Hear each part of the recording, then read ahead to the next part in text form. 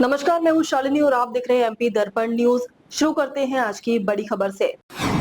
मरने के बाद भी असुविधा, 58 लाख खर्च, दो बार उद्घाटन, फिर भी अधूरा शवदाह गृह। नेमावर में अंतिम यात्रा भी अधूरी, गैस चलित शवदाह गृह बंद। शोक में डूबे परिवार को मिली सिस्टम की लापरवाही की चोट। कागजी योजनाओं का सच, 58 लाख की बर्बादी, सुविधा नदारद। नेमावर नगर में विकास के बड़े बड़े दावों की हकीकत सामने आ गई है। 60 लाख रुपए खर्च कर तैयार किया गया गैस चलित शवदाह गृह आज भी अधूरा है, जबकि शवदाह गृह का दो बार इसका उद्घाटन हुआ। लेकिन जब किसी परिवार को इसकी सबसे ज्यादा जरूरत पड़ी तो वहां न ऑपरेटर था न कोई सुविधा। संवाददाता ने पूर्व में भी खबर दिखाई थी, जिसके बाद शवदाह गृह को शुरू कर दिया गया था, लेकिन वापस से स्थिति ठप पड़ी हुई है। 60 लाख की लागत से तैयार हुआ गैस चलित शवदाह गृह आज भी केवल अधूरा खड़ा है। दो बार उद्घाटन जरूर हुआ, लेकिन व्यवस्था ठप है। शनिवार को इसकी पोल तब खुल गई जब एक परिवार अपने परिजन का अंतिम संस्कार कराने यहाँ पहुंचे, तो न ही संचालन की कोई ठोस व्यवस्था है। प्रशासन को चाहिए कि जल्द से जल्द इस अधूरे निर्माण को पूरा करे और स्थायी प्रबंधन उपलब्ध कराए। सोचिए, जब किसी परिवार पर दुख का पहाड़ टूटता है और अंतिम संस्कार के समय ऐसी परेशानियों से गुजरना पड़े, तो यह संवेदनहीनता किस हद तक पीड़ा दे सकती है। लाखों की लागत से बने इस प्रोजेक्ट की उपेक्षा सिर्फ धन की बर्बादी नहीं, बल्कि नागरिकों के साथ अन्याय भी है। मृतक के परिजन प्रदीप जाधव ने बताया, अंतिम क्रिया करने पूर्व जानकारी लेकर आए थे तो बताया था कि यह व्यवस्था है और शवदाह भी चालू है, लेकिन बंद पड़ा मिला। ऑपरेटर जनरेटर की व्यवस्था नहीं है। 2 घंटे इंतजार के बाद अंतिम संस्कार किया गया। आनंदीलाल वर्मा, सीएमओ नेमावर, ने दावा किया है और बताया कि शवदाह गृह में कोई अव्यवस्था नहीं है। बारिश दिनों में बिजली बार बार चली जाती है। ऑपरेटर नहीं होने से 1-2 दिन के लिए अव्यवस्था बनी है। वहाँ से खाते गाँव से पूछ के आए थे तो उन्होंने बोला था कि ये चालू है। सीएमओ साहब को फोन लगाया फिर उन्होंने बोला कि मैं आ रहा हूँ 5 मिनट। फिर लकड़ी की व्यवस्था उन्होंने कराई, ये बंद है इसका सिस्टम। बोले ऑपरेटर नहीं है, जनरेटर की व्यवस्था नहीं है, ऐसा बोल के उन्होंने चले गए। 2 घंटे हो गए।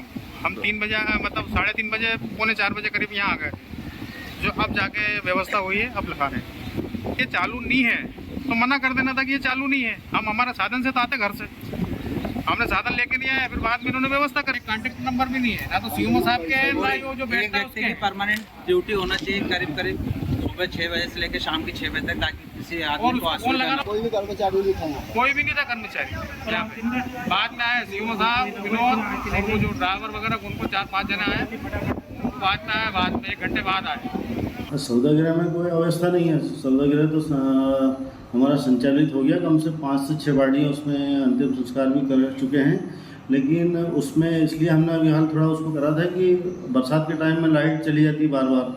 अभी लाइट जाने से क्या जो गाड़ी कभी प्रॉब्लम आ जाती है, जल रही है और लाइट चली गई, तो उसमें जो परिजन होते हैं उनको भी थोड़ा दुख होता है कि यार हमारा जो परिवार का जो सदस्य हमारे बीच नहीं रहा, उसका अंतिम संस्कार किया जा रहा है। तो इस तरह की कोई उनको दुख नहीं पहुंचे, इसलिए हमने जनरेटर की व्यवस्था कराई है। जब हमें जनरेटर सौदागृह में कनेक्ट करने के लिए जनरेटर आ गया, लेकिन जो ऑपरेटर था, जो हमने गुजरात से जिससे बनाया है, ऑपरेटर था, वो किसी काम से तबीयत खराब हुई, पता नहीं क्या वो चला गया है। तो इस कारण वो हमारा कनेक्ट जनरेटर जो लाइट की व्यवस्था, स्थायी व्यवस्था हमें कराना है, वो करानी है। इसलिए 1 आध दिन के लिए हमने उसको स्थगित कर दिया था। बाकी हमारा सौदागृह संचालित है, उसमें कोई प्रॉब्लम नहीं है। सौदागृह में कोई अवस्था नहीं है। सौदागृह तो हमारा संचालित हो गया। कम से 5 से 6 गाड़ियाँ उसमें अंतिम संस्कार भी कर चुके हैं, लेकिन उसमें इसलिए हमने अभी हाल थोड़ा उसको करा था कि बरसात के टाइम में लाइट चली जाती बार बार। अभी लाइट जाने से क्या जो गाड़ी कभी प्रॉब्लम आ जाती है, जल रही है और लाइट चली गई, तो उसमें जो परिजन होते हैं उनको भी थोड़ा दुख होता है कि यार हमारा जो परिवार का जो सदस्य हमारे बीच नहीं रहा, उसका अंतिम संस्कार किया जा रहा है। तो इस तरह की कोई उनको दुख नहीं पहुंचे, इसलिए हमने जनरेटर की व्यवस्था कराई है। जब हमें जनरेटर सौदागृह में कनेक्ट करने के लिए जनरेटर आ गया, लेकिन जो ऑपरेटर था, जो हमने गुजरात से जिससे बनाया है, ऑपरेटर था, वो किसी काम से तबीयत खराब हुई, पता नहीं क्या वो चला गया है। तो इस कारण वो हमारा कनेक्ट जनरेटर जो लाइट की व्यवस्था, स्थायी व्यवस्था हमें कराना है, वो करानी है। इसलिए 1 आध दिन के लिए हमने उसको स्थगित कर दिया था। बाकी हमारा सौदागृह संचालित है, उसमें कोई प्रॉब्लम नहीं।